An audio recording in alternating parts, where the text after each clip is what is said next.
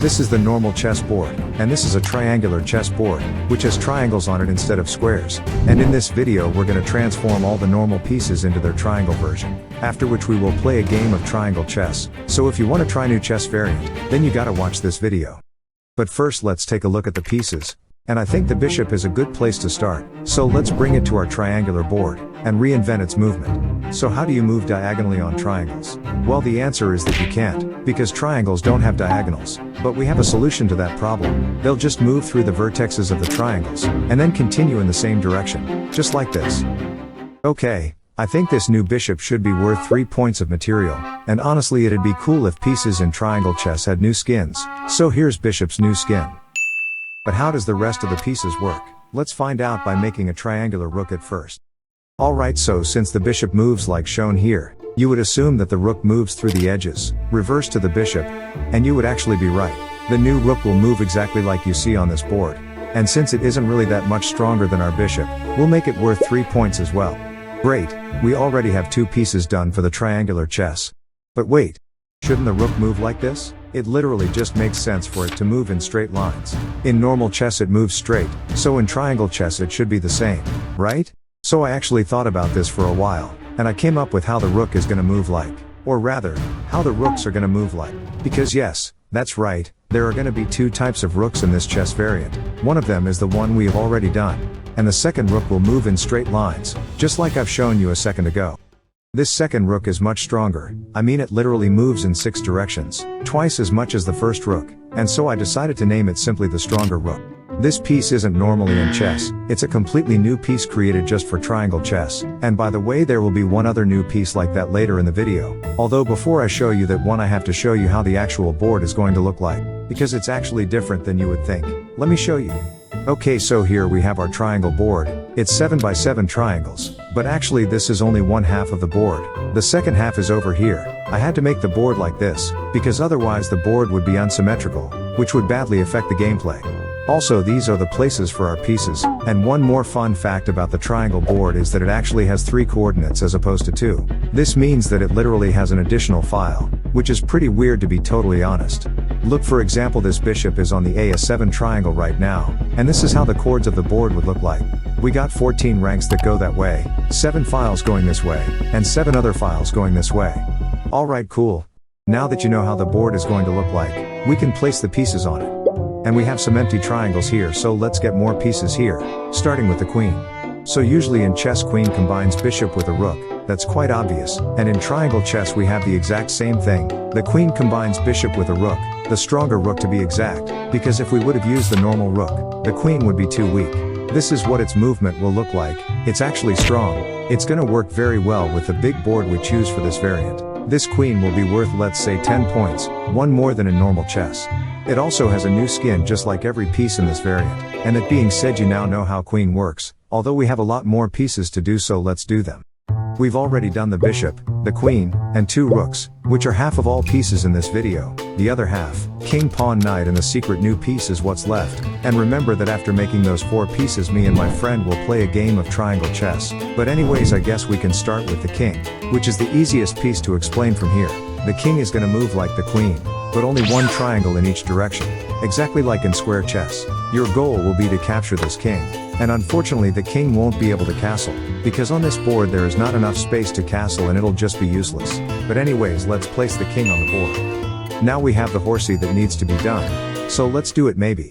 The knight is going to be an interesting piece to say the least, because as it should move in the L shape, it's gonna be hard to execute on a triangular board, so we need a bit of a different movement here. And this is that movement. It basically moves like a bishop for 2 triangles, then like a rook for 1 triangle, meaning it only covers 6 triangles, but I honestly think you can still make good forks with the triangular knight, and that's what matters in this piece. The knight also looks a little different like all the pieces in this variant, and it's worth 2.5 points of material. It's gonna be placed on these 2 triangles on our board, surrounding our secret piece. And we're gonna talk about this piece after we make the pawn, so without further ado let's make the new pawn. So this is our new pawn, which is very similar to the normal pawn as you can see from its movement here. The triangle pawn obviously promotes to every other piece in this variant, and these are the squares it promotes on. But the new pawn is very different from the square pawn in one particular way, and this difference is needed because in triangle chess when the pawn reaches the edge of the board, it technically can't move anymore, which is why on the edges pawns will be allowed to move with their taking movement, just so they don't get stuck everywhere. Alright, let's place pawns on the board. And the pawn is finally done. Which means that now I can reveal the secret piece I was hiding this entire video. The unicorn. The unicorn is a similar piece to the knight. It moves exactly like shown here, 3 triangles like a rook. It can jump above other pieces too, and it has its place here on the board, so let's place it there. And boom, the whole board is full. We have finally finished making triangle chess. Now let's test it out by having me and my friend play a match on this board.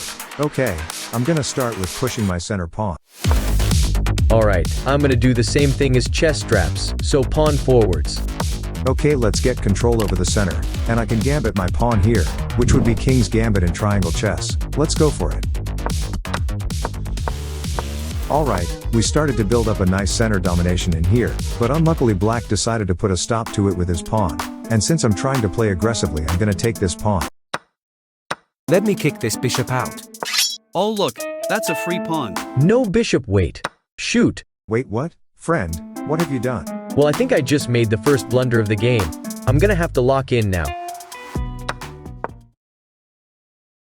Okay guys, future chess traps here. I'm here to report that the opening phase just finished, and so far I think I was ahead. Not only in material but also in development, although you'll see how it'll go in the middle game, because my friend started doing some dangerous and aggressive moves. Just look at that, he attacked my bishop with his pawn, so my bishop has to flee. And after that I gambited another pawn. Oh no. But in exchange I got to develop my second stronger rook. Alright, let me continue with my aggressiveness. Bishop go attack white's stronger rook.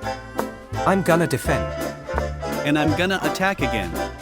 Well, let's get out of here. Oh my god, there's no way that black just made another blunder. Goodbye black horsey. Oh shit, man. Alright bishop, you can trade yourself off for this rook. Okay, goodbye guys. Goodbye, bishop. Okay, maybe I have lost that stronger rook, but there's a knight hanging here so we still have an advantage. Okay, great.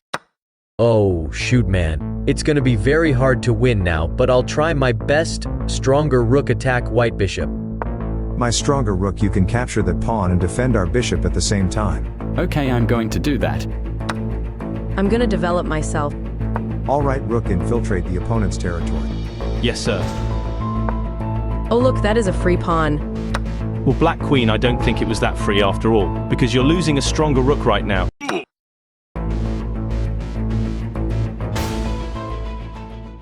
Okay guys, future chess traps here once more. I'm here to report that I won the match, and I don't think it makes sense to show you the rest of it, because we just made a couple useless moves before I checkmated my friend.